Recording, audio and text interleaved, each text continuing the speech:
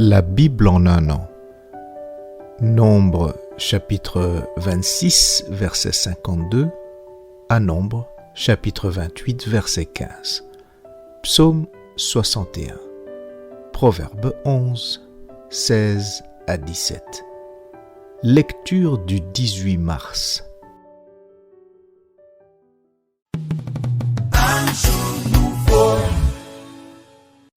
Luc chapitre 3, versets 1 à 22. La 15e année du règne de Tibère César, lorsque Ponce Pilate était gouverneur de la Judée, Hérode, tétrarque de la Galilée, son frère Philippe, tétrarque de l'Ithurée et du territoire de la Traconite, Lysanias, tétrarque de la Bilène et du temps des souverains sacrificateurs, Anne et Caïphe, la parole de Dieu fut adressée à Jean, fils de Zacharie, dans le désert.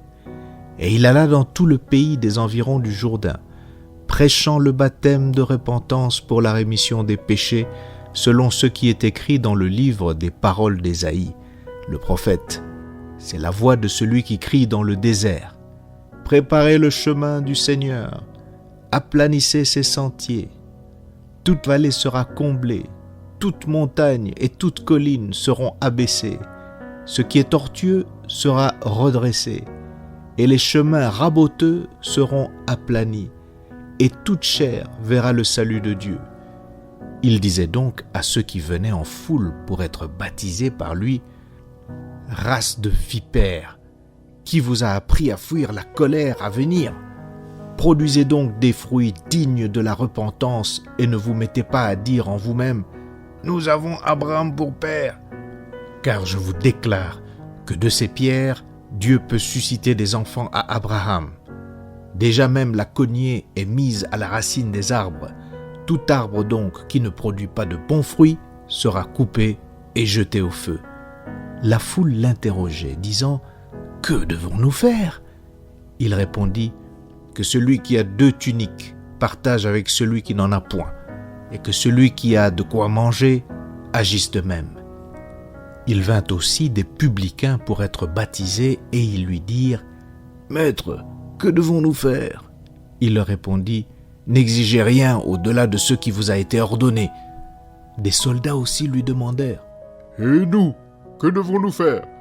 Il leur répondit « Ne commettez ni extorsion ni fraude envers personne, et contentez-vous de votre solde. » Comme le peuple était dans l'attente, et que tous se demandaient en eux-mêmes si Jean n'était pas le Christ, il leur dit à tous, « Moi, je vous baptise d'eau, mais il vient celui qui est plus puissant que moi, et je ne suis pas digne de délier la courroie de ses souliers. Lui, il vous baptisera du Saint-Esprit et de feu. Il a son van à la main, il nettoiera son aire, et il amassera le blé dans son grenier, mais il brûlera la paille dans le feu qui ne s'éteint point. » C'est ainsi que Jean annonçait la bonne nouvelle au peuple, en lui adressant encore beaucoup d'autres exhortations. Mais Hérode, le tétrarque, étant repris par Jean au sujet d'Hérodias, femme de son frère, et pour toutes les mauvaises actions qu'il avait commises, ajouta encore à toutes les autres celle d'enfermer Jean dans la prison. Tout le peuple se faisant baptiser, Jésus fut aussi baptisé. Et pendant qu'il priait, le ciel s'ouvrit, et le Saint-Esprit descendit sur lui sous une forme corporelle, comme une colombe. Et une voix fit entendre du ciel ces paroles. « Tu es mon Fils bien-aimé. En toi, j'ai mis toute mon affection. »